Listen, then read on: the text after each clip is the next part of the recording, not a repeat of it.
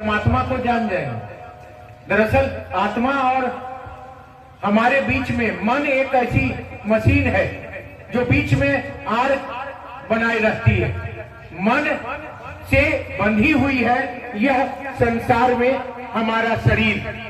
मन जगत के भाव से बंधा हुआ, इसीलिए अभी हमने कहा कि मन ही मन महादेव से इसे बांध दीजिए, मन ही मन महादेव से जोड़ दीजिए, मन रूपी मशीन को महादेव का सेला बना दीजिए।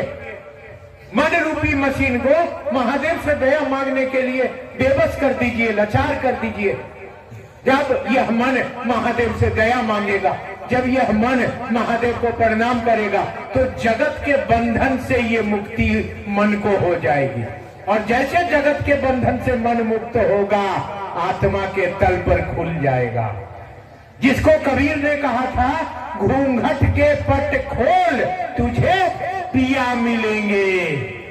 ये जैसे मन जगत के बंधनों से मुक्त हुआ, जिसको रविंद्रनाथ टैगोर ने कहा था, आमी नटराजे चेला चित्ता का से देखी खेला, शिक्षी साधन खोलो रे बंधन, महाकाले त्रिशूल नाचे।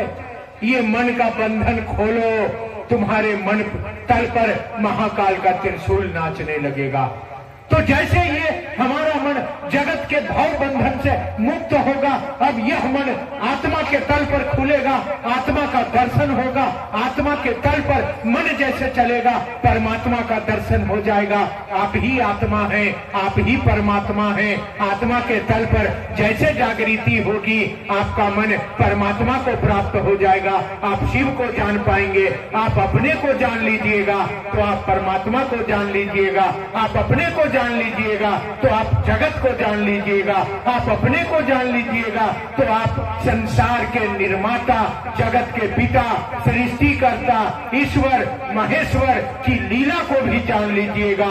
इसलिए खुद को जानना है, अपने तल पर मन रूपी मशीन को महादेव से जोड़ देना है, ताकि ये मन रूपी मशीन महादेव से जुड़कर आत्मा के तल पर खुल जाए। और जैसे आत्मा के तल पर खुलेगी, अब आप परमात्मा के तल को जान जाएंगे। आत्मा ही परमात्मा है, परमात्मा ही आत्मा है।